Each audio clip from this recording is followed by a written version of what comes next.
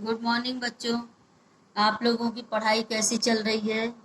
मन लगा कर के सारे काम को करिए, क्योंकि यह काम स्कूल खुलने के बाद फिर से हम नहीं कराएंगे। आज हम आपको महाभारत कथा के बारे में बता रहे हैं।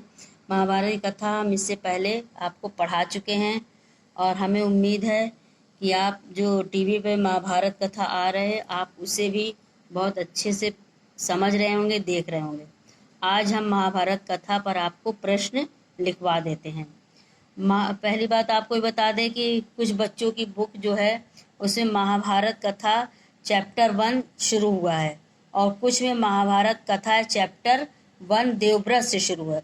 तो आप लोग पाठ का सिर्फ नाम डालेंगे, नंबर नहीं डालेंगे। मेरी बात फिर से समझ लीजिए, सिर्फ पाठ का नाम डालना है, नंबर नहीं डालना है। नहीं तो हर बच्चे कंफ्यूज जाएंगे, मैम ये पहला नंबर है, ये दूसरा है, मेरे में ये तीसरा है। इस तरह की कोई भी बात नहीं करेगा।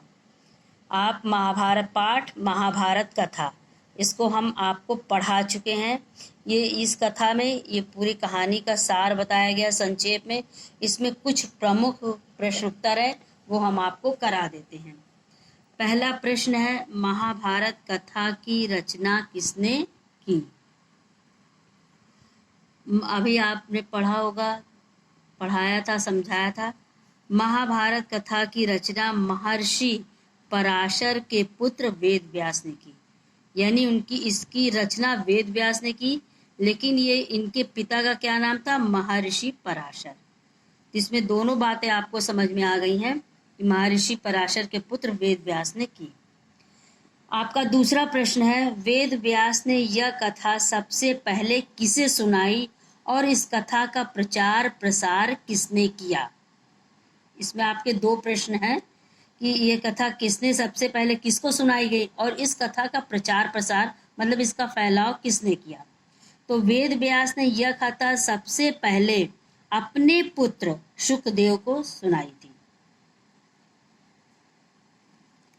इस कथा का प्रचार प्रसार महर्षि वैशंपायन ने किया था, जो वेद व्यास के प्रमुख शिष्य थे। अब आपका तीसरा प्रश्न है, इस कथा का प्रारंभ कैसे हुआ?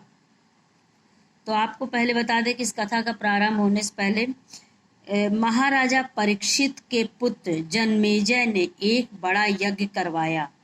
वो यज्ञ इसलिए करवाया था कि राजा परीक्षित को सर्प ने डस लिया था और उनकी मुक्ति के लिए उनके पुत्र ने एक बहुत बड़ा यज्ञ करवाया था।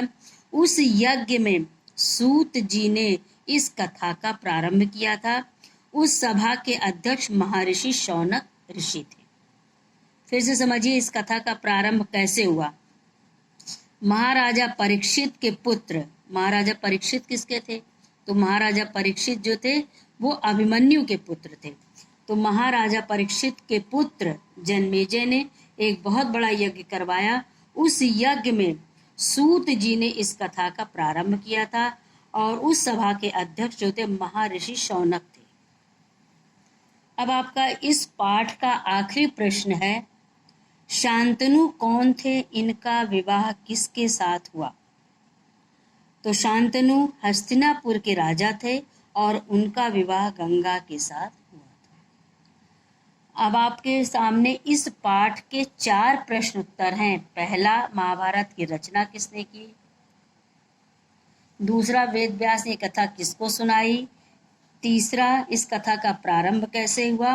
और चौथा, शांतनु कौन थे, जहां से इस कथा का प्रारंभ होता है। अब आप इस प्रश्न उत्तर को आराम से लिख लीजिएगा और अपनी कॉपी में, जो भी कॉपी हो उसमें लिख करके याद कर लीजिएगा।